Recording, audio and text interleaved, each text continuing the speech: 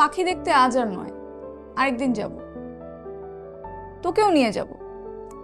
এখন চল, ওই কুকুরদের জন্য যে খাবারগুলো রাখা আছে ওগুলো দিয়ে আসি।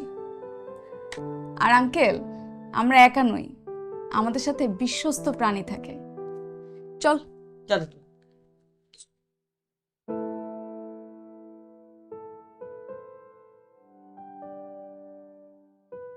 তাহলে বলা যাচ্ছে শুধুমাত্র একটি বা দুটি উপাদান দিয়ে রাষ্ট্র গঠন করা সম্ভব নয়।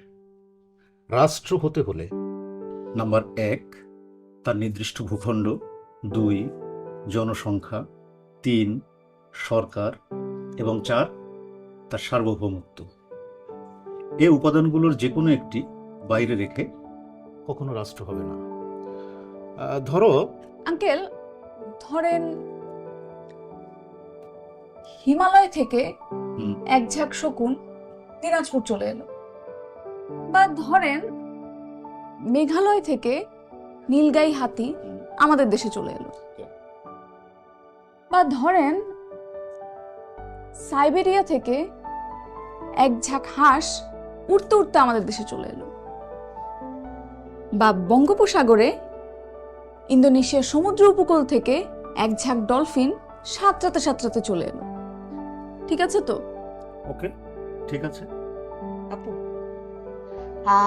আমি টিভিতে দেখেছি যে ষাঁড় জাতীয় প্রাণী হাজার হাজার মাইল দূরে যায়, তার এক অঞ্চল থেকে অন্য অঞ্চলে যায়। সাব্বাস এলিয়েন।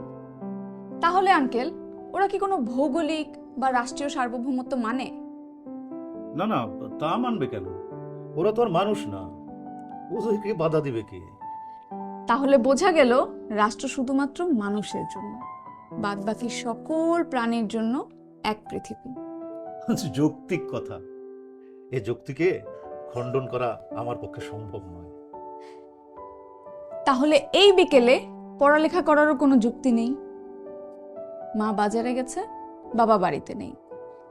তাহলে এখন বিশ্ব সার্বভৌমত্বের অধিকারী পক্ষীকুল দেখতে বেরিয়ে পড়া যাক।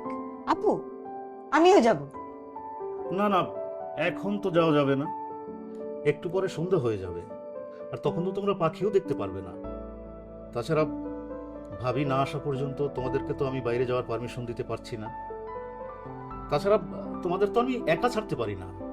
আরে ওদের আসতে ঘন্টা 2 লাগবে, আমরা 1 ঘন্টার মধ্যেই চলে আসবো।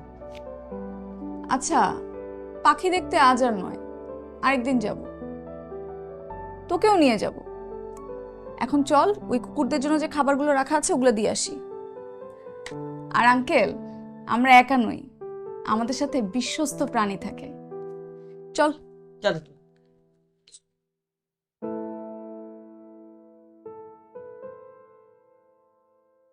এই লালটুস, এদিকে আয়, এদিকে আয়। এই কালটুস, এদিকে আয়, তোর জন্য খাবার এনেছি। তুই একটু পলিথিনটা বিছা। আয়, এই এদিকে আয়, খাবারটা দে। হ্যাঁ, দেখি, আমাকে দে, আমি দিয়ে দিচ্ছি।